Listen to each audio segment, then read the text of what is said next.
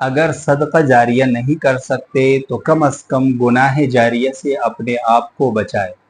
صدقہ جاریہ کا نام تو آپ نے سنا ہوگا۔ صدقہ جاریہ وہ ہے جس کا ثواب آپ کو آپ کے موت کے بعد بھی ملتا رہے۔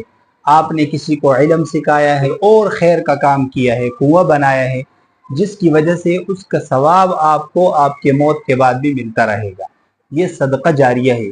بعض لوگ صدقہ جاریہ کرتے ہیں تو وہ خوش نصیب ہوتے ہیں کہ ان کے صدقے کا ثواب ان کو ان کی موت کے بعد ملتا ہے، لیکن بعض لوگ بڑے بد نصیب ہوتے ہیں جو گناہ جاریہ کرتے ہیں، ایسا گناہ کرتے ہیں کہ اس گناہ کا عذاب ان کو ان کی موت کے بعد بھی ملتا ہے۔ اور وہ گناہ جاریہ کی آج کل جو ایک صورت ہے وہ سوشل میڈیا پر گانے، غلط چیزیں شیئر کرنا، یہ گناہ جاریہ ہے۔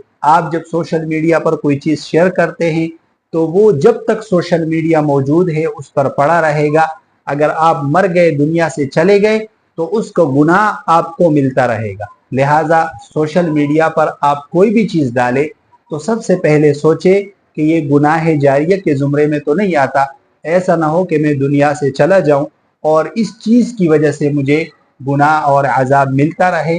لہٰذا گناہ جاریہ ایک خطرناک گناہ ہے، اس سے اپنے آپ کو بچائے۔ سوشل میڈیا پر ایسی چیزیں شیئر نہ کرے جو آپ کے لیے کل عذاب کا اور سختی کا باعث بنے۔